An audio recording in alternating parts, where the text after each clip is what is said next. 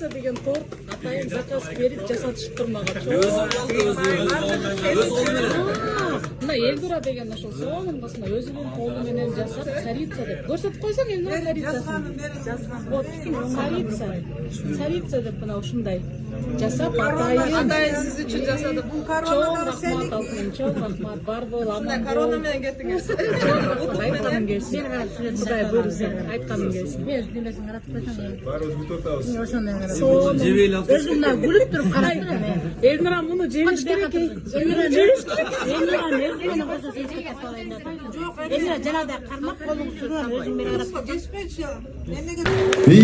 Чоң рахмат. Абдан ушундай Москва шаарында өзүбүздүн ушундай мекендештерибиз менен жолугушуп отурганыма абдан кубанып отурам. Сагын биздин эң таланттуу булбул жигитибиз мына бүгүн атайын келип мени аэропортко конуп сразу мага байланышып Бегим ажей сизди куттуктап кетейин дедим эле кайсыл жактасыз деп ушу менин жашаган жериме чейин барып ушундай царица деген гүл таап алыптыр десеңиздер. Гүл саткан жерде царица деген гүл сатып алыптыр. Ушундай царица деген гүл десе мен жаман таң калдым, сен мен тамашалап атасыңбы депчи. Ал гүл чечилген царица деген гүлден Эквадордон ачылып келет экен. Анан ошол гүлдү атайын таап, Бегим эжекебиз ушундай таланттуу эжекебизди колдобогонубуздан качан колдойбуз, туурабы? Катуураак кол чабуулар барбы?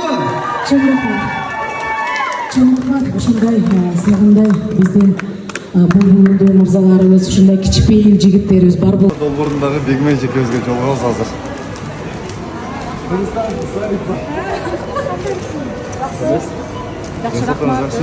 Бул гүлдүн аты царица экен. Царица гүлүндө. Бегим эжекебизди бүгүн абдан сүйүнүп атабыз Москвадан. Сизге ийгилик каалайбыз. Бар болуңуз. Кыргызстан желегин бирде Москва эмес, дүйнө жүзүнө келтирип турубуз. Үйүңүз өчпөсүн. Айтканыңар келсин.